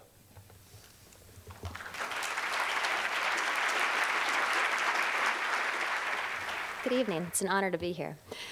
I'm going to read 2 very brief sections from Station 11. And I think that all you need to know going in is that the book is concerned in large part with a traveling Shakespearean theater company, approximately 20 years after a devastating flu pandemic wipes out the world as we know it. This is one of those really light subjects that Taya was talking about earlier. Sorry. All right. An incomplete list. No more diving into pools of chlorinated water, lit green from below. No more ball games played out under floodlights. No more porch lights with moths fluttering on summer nights. No more trains running under the surface of cities on the dazzling power of the electric third rail. No more cities. No more films, except rarely, except with a generator drowning out half the dialogue. And only then for the first little while, until the fuel for the generators ran out, because automobile gas goes stale after 2 or 3 years. No more screens shining in the half-light as people raise their phones above the crowd to take photographs of concert stages. No more concert stages lit by candy-colored halogens. No more electronica, punk, electric guitars. No more flight. No more towns glimpsed from the sky through airplane windows, points of glimmering light. No more looking down from 30,000 feet and imagining the lives lit up by those lights at that moment. No more countries, all borders unmanned. No more internet. No more social media, No more scrolling through litanies of dreams and nervous hopes and photographs of lunches. Cries for help and expressions of contentment and relationship status updates with heart icons, whole or broken. Plans to meet up later, pleas, complaints, desires, pictures of babies dressed as bears or peppers for Halloween. No more reading and commenting on the lives of others, and in so doing, feeling slightly less alone in the room. No more avatars. What was lost in the collapse? Almost everything. Almost everyone. But there's still such beauty.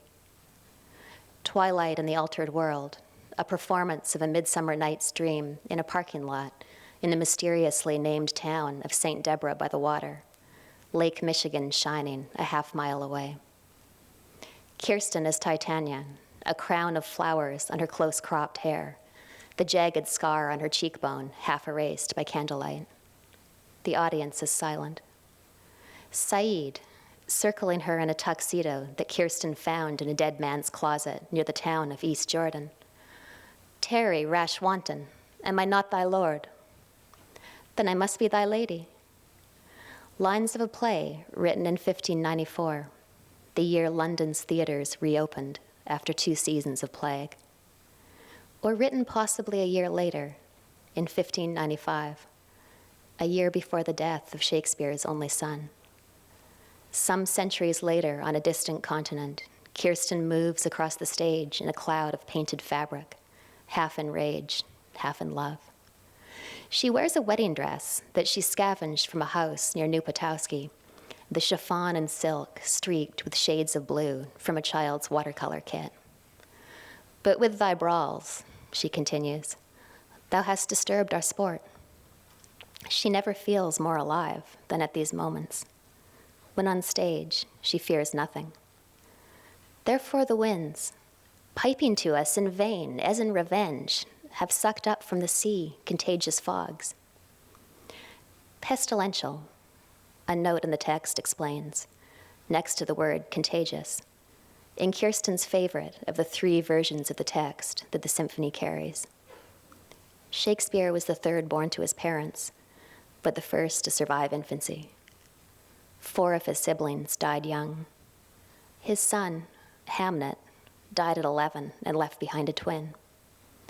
Plague closed the theaters again and again, death flickering over the landscape.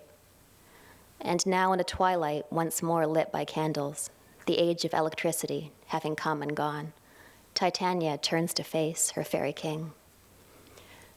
Therefore the moon, the governess of floods, pale in her anger, washes all the air, that rheumatic diseases do abound. Oberon watches her with his entourage of fairies.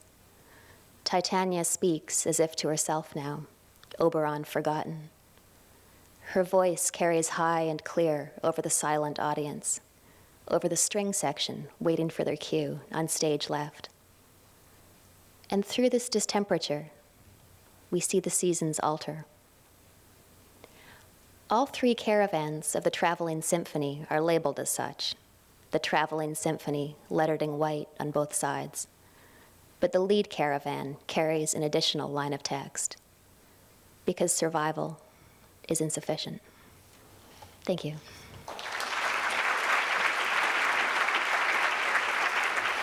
Thank you so much, finalists. We've reached the final group that we will hear from tonight. Fiction finalist Marilyn Robinson, Lila, Farrar, Straus, and Giroux. Reading from Miss Robinson is Ayanna Mathis. Nonfiction finalist Edward O. Wilson, The Meaning of Human Existence. Live Right, a division of W.W. Norton Company. Reading from Mr. Wilson is Jonathan Weiner. Poetry finalist Claudia Rankin, Citizen, an American Lyric, Graywolf Press. And Young People's Literature finalist Jacqueline Woodson, Brown Girl Dreaming, Nancy Paulson Books at Penguin Random House. Good evening. I'm Marilyn Robinson. I am not, but it is a great honor to be reading from Lila in her stead. The child was just there on the stoop in the dark, hugging herself against the cold, all cried out, nearly sleeping.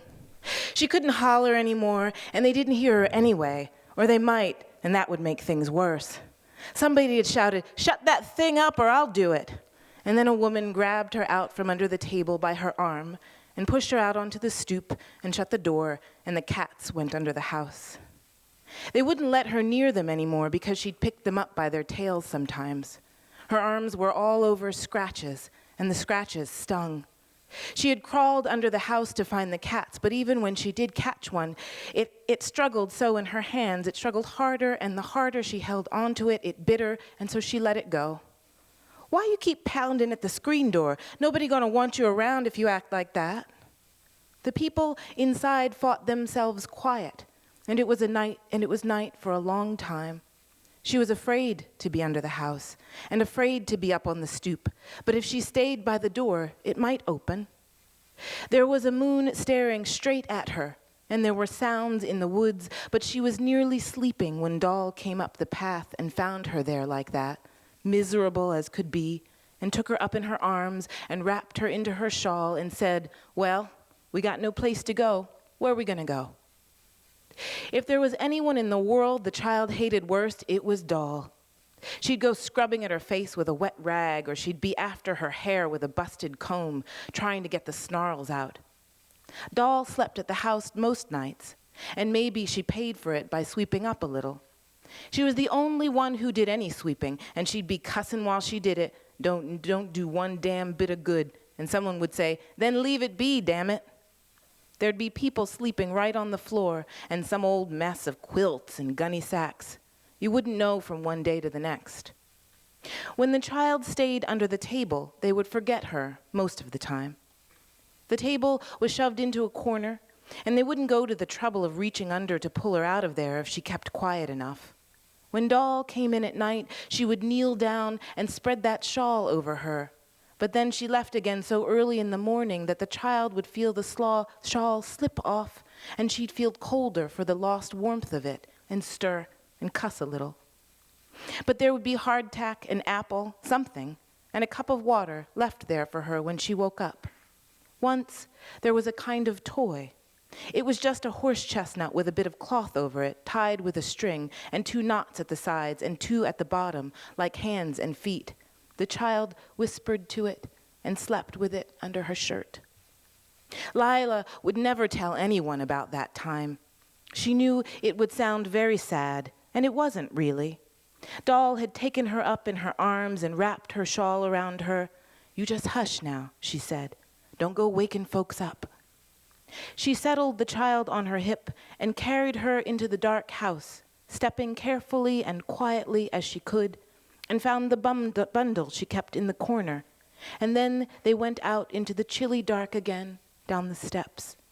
The house was rank with sleep, and the night was windy, full of tree sounds. The moon was gone, and there was rain. So fine then, it was only a tingle on the skin.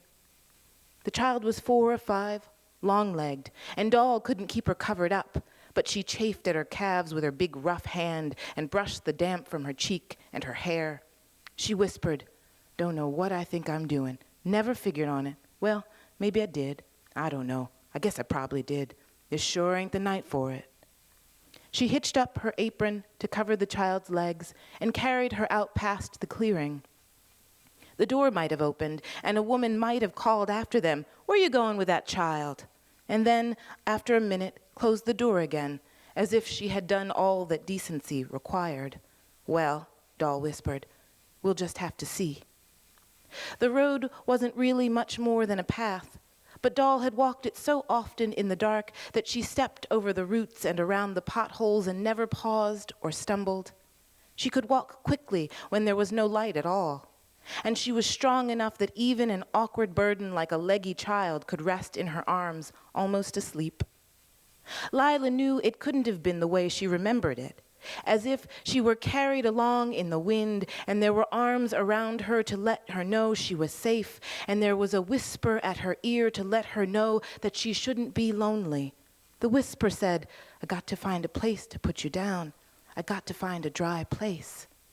And then they sat on the ground on pine needles, Doll with her back against a tree, and the child curled into her lap against her breast, hearing the beat of her heart, feeling it. Rain fell heavily. Big drops spattered them sometimes. Doll said, "I should have knowed it was coming on rain, and now you got the fever." But the child just lay against her, hoping to stay where she was, hoping the rain wouldn't end. Doll may have been the loneliest woman in the world, and she was the loneliest child, and there they were, the two of them, together, keeping each other warm in the rain. Thank you. Good evening. It's a great honor to read on behalf of Edward O. Wilson, and I'm going to read a bit of chapter 3, which is on a theme that John Lahr spoke about earlier this evening, the theme of the struggle between self-interest and self-sacrifice. Chapter 3, Evolution and Our Inner Conflict. Are human beings intrinsically good but corruptible by the forces of evil, or the reverse, innately sinful yet redeemable by the forces of good? Are we built to pledge our lives to a group, even to the risk of death, or the opposite, built to place ourselves and our families above all else? Scientific evidence, a good part of it accumulated during the past 20 years, suggests that we are both of these things simultaneously. Each of us is inherently conflicted, team player or whistleblower, charitable donation or personal certificates of deposit, admitted traffic violation or denial. I don't believe I can let this subject pass by, leaving my own conflicted emotions unconfessed. When Carl Sagan won the Pulitzer Prize for nonfiction in 1978, I dismissed it as a minor achievement for a scientist, scarcely worth listing. When I won the same prize the following year, it wondrously became a major literary award of which scientists should take special note. We are all genetic chimeras, at once saints and sinners, champions of the truth and hypocrites, not because humanity has failed to reach some foreordained religious or ideological ideal, but because of the way our species originated across millions of years of biological evolution. Until about 3 million years ago, the ancestors of Homo sapiens were mostly vegetarians, most likely wandering in groups from site to site where fruit, tubers, and other vegetable food could be harvested. Their brains were only slightly larger than those of modern chimpanzees. By no later than 500,000 years ago, however, groups of the ancestral species, Homo erectus, were maintaining campsites with controlled fire, the equivalent of nests, from which they foraged and returned with food, including a substantial portion of meat. Their brain size had increased to mid-sized between that of chimpanzees and modern Homo sapiens. The trend appears to have begun 1 million to 2 million years previously, when the earlier pre-human ancestor Homo habilis turned increasingly to meat in its diet. With groups crowded together at a single site and an advantage added by cooperative nest building and hunting, social intelligence grew along with the centers of memory and reasoning in the prefrontal cortex. Probably at this point, during that period, a conflict ensued between individual-level selection, with individuals competing with other individuals in the same group on the one side, and group-level selection, with competition among groups on the other. The latter force promoted altruism and cooperation among all the group members. It led to innate group-wide morality and a sense of conscience and honor. The competition between the two forces can be succinctly expressed as follows. Within groups, selfish individuals beat altruistic individuals, but groups of altruists beat groups of selfish individuals. Or, risking oversimplification, individual selection promoted sin, while group selection promoted virtue. So it came to pass that humans are forever conflicted by their prehistory of multi-level selection. They are suspended in unstable and constantly changing positions between the two extreme forces that created us. We are unlikely to yield completely to either force as the ideal solution to our social and political turmoil. To give in completely to the instinctual urgings born from individual selection would be to dissolve society. At the opposite extreme, to surrender to the urgings from group selection would turn us into angelic robots, the outsized equivalent of ants. The eternal conflict is not God's test of humanity. It is not a machination of Satan. It is just the way things worked out. The conflict might be the only way in the entire universe that human-level intelligence and social organization can evolve. We will find a way eventually to live with our inborn turmoil and perhaps find pleasure in viewing it as the primary source of our creativity. Thank you.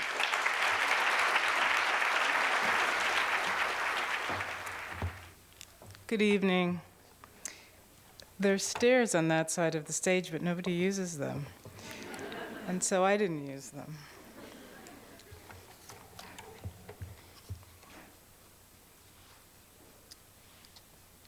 You're in the dark, in the car, watching the black, tarred street being swallowed by speed. He tells you his dean is making him hire a person of color when there are so many great writers out there. You think maybe this is an experiment and you are being tested or retroactively insulted, or you have done something that communicates this is an okay conversation to be having.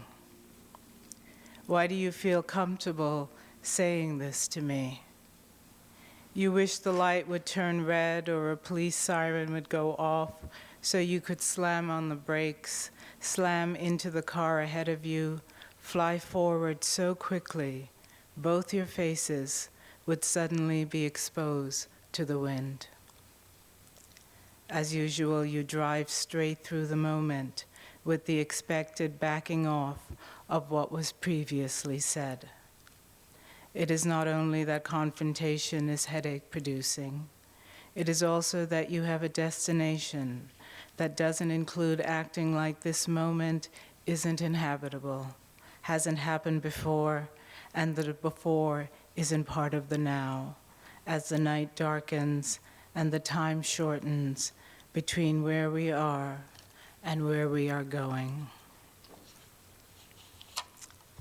I live in Claremont, California, and there's a mountain very close to my house.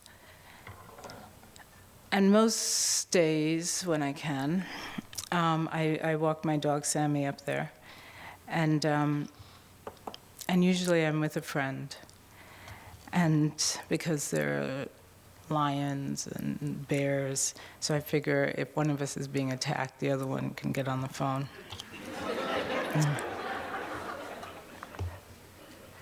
And so I asked a friend of mine to tell me a moment when her own whiteness seems to be determining her behavior.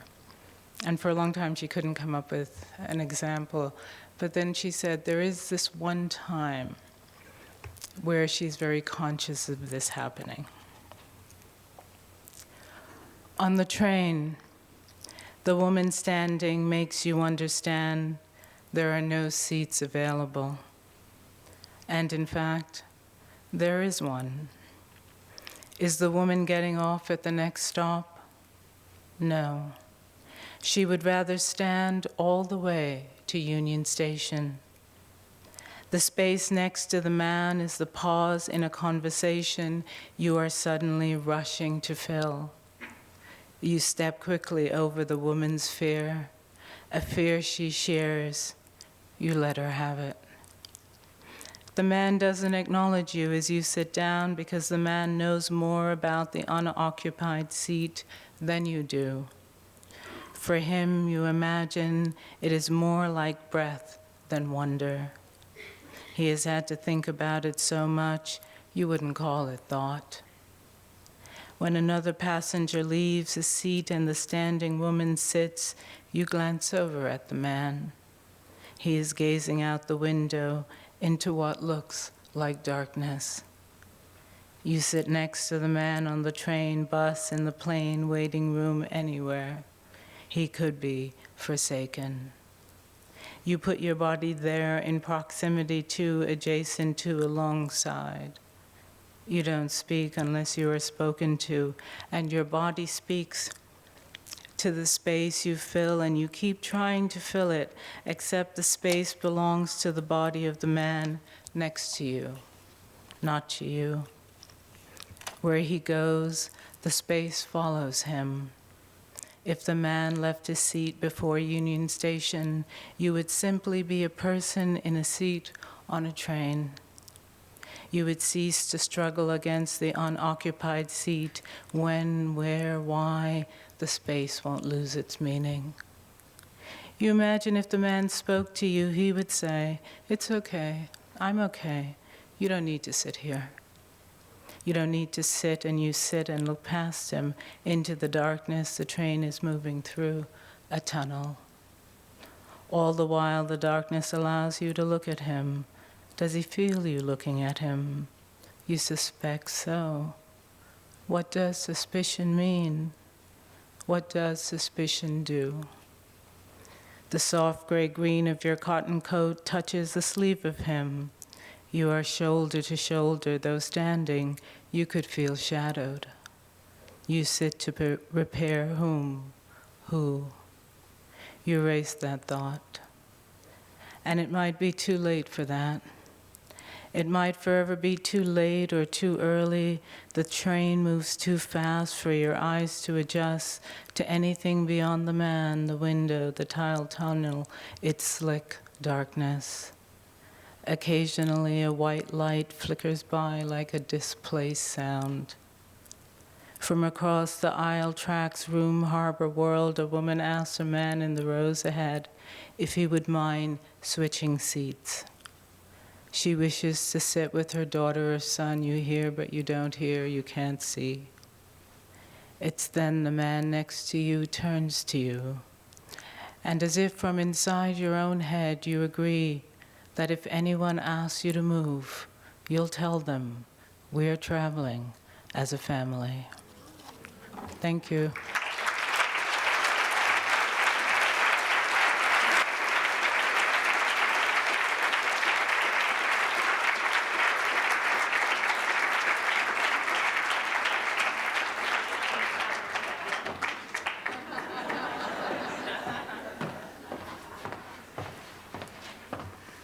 We know why it is, because people get to watch you walk across the stage in the bright light. You get a whole long couple of minutes of darkness if you walk along the bottom. But I'm taking up Claudia's challenge. Thank you. And fortunately, it's dark enough for me not to see the attrition rate of being the last one reading. That ding-dang Woodson name. That's what I'm going to blame it on, the Woodson name. Thanks for staying. And Brown Girl Dreaming is a memoir. Uncle Odell. 6 months before my big sister is born, my Uncle Odell is hit by a car while home in South Carolina on leave from the Navy. When the phone rang in the Nelsonville house, maybe my mother was out hanging laundry on the line, or down in the kitchen speaking softly to her mother-in-law, Grace, missing her own mama back home. Maybe the car was packed and ready for the drive back to Columbus, the place my father called the big city, now their home. But every Saturday morning, they drove the hour to Nelsonville, Ohio, and stayed till Sunday night. Maybe right before the phone rang, tomorrow was just another day. But when the news of my uncle's dying traveled from the place he fell in South Carolina to the cold March morning in Ohio, my mother looked out into a gray day that would change her forever. Your brother, my mother heard her own mother say, and then there was only a roaring in the air around her, a new pain where once there wasn't pain, a hollowness where only minutes before she had been whole. Tobacco. Summer is over, a kiss of chill in the southern air. We see the dim orange of my grandfather's cigarette as he makes his way down the darkening road. Hear his evening greetings and the coughing that follows them. Not enough breath left now to sing, so I sing for him in my head where only I can hear. Where will the wedding supper be? Way down yonder in a hollow tree. Mm-hmm. The old people used to say a pinch of dirt in the mouth can tell tobacco's story. What crops are ready for picking, what needs to be left to grow, what soil is rich enough for planting, and the patches of land that need a year of rest. I do not know yet how sometimes the earth makes a promise it can never keep. Tobacco fields lay fallow, crops picked clean. My grandfather coughs again, and the earth waits for what and who it will get in return. So I was born in Columbus, Ohio, and then my mother moved back to Greenville, South Carolina, where her own parents lived. And then, as part of the Great Migration, moved us to New York City in the 60s, in the late 60s. In New York City, my uncle lived and ended up in prison. 1 in 15 children in this country have parents in prison. And I'm very concerned with the issue of the mass incarceration, as I grew up a part of that system. The promised land. When my uncle gets out of jail, he isn't my uncle anymore. He is Robert the Muslim and wears a small black kufi on his head. And even though we know we witnesses are the chosen ones, we listen to the stories he tells about a man named Muhammad and a holy place called Mecca and the strength of all black people. We sit in a circle around him, his hands moving slowly through the air, his voice calmer and quieter than it was before he went away. When he pulls out a small rug to pray on, I kneel beside him, wanting to see his Mecca, wanting to know the place he calls the Promised Land. Look with your heart and your head, he tells me, his own head bowed. It's out there in front of you. You'll know it when you get there. And this last piece is called Music. I was raised Jehovah's Witness. I'm not anymore. And there were a lot of strict rules to it, including what kind of music we listened to. Each morning, the radio comes on at 7 o'clock. Sometimes Michael Jackson is singing that ABC is as easy as 1, 2, 3, or Sly and the Family Stone are thanking us for letting them be themselves. Sometimes it's slower music, the 5 stair steps telling us that things are going to get easier, or the Hollies singing, he ain't heavy, he's my brother, so on we go. My mother lets us choose what music we want to listen to, as long as the word funk doesn't appear anywhere in the song. But the summer I am 10, funk is in every single song that comes on the cool black radio stations. So our mother makes us listen to the white ones. All afternoon, corny people sing about Colorado, about everything being beautiful, about how we've only just begun. My sister falls in love with the singers, but I sneak off to Maria's house. We're safe inside her room with a pink shag carpet and bunk beds. We can comb our doll's hair and sing along when the Ohio players say, he's the funkiest worm in the world. We can dance the funky chicken, tell imaginary intruders to get the funk out of our faces. Say the words so hard and so loud and so many times, it becomes something different to us, something so silly we laugh just thinking about it. Funky, funky, funky, we sing again and again, until the word is just a sound, not connected to anything, good or bad, right or wrong. Thank you.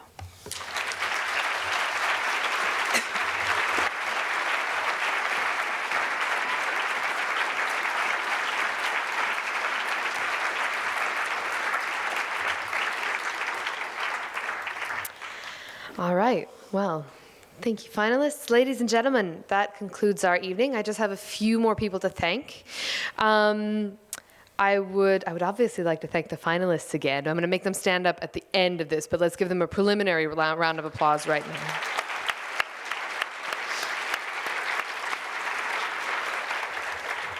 I'd like to give special thanks to Louise Jaramillo and to Laurelyn Turner and the New School for hosting us all this evening. Thank you so much.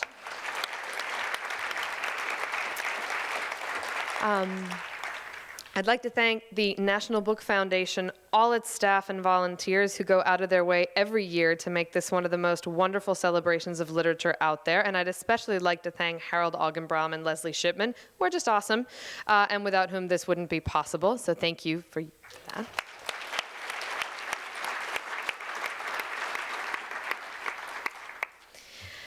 Finalists, thank you for moving, for rousing, for riveting, and honoring us with your work. I think I speak for all of us when I say that it's been a privilege and delight to hear each and every one of you. It's certainly been a huge honor for me. Thank you so much. If you could just stand back up so we can properly say thank you.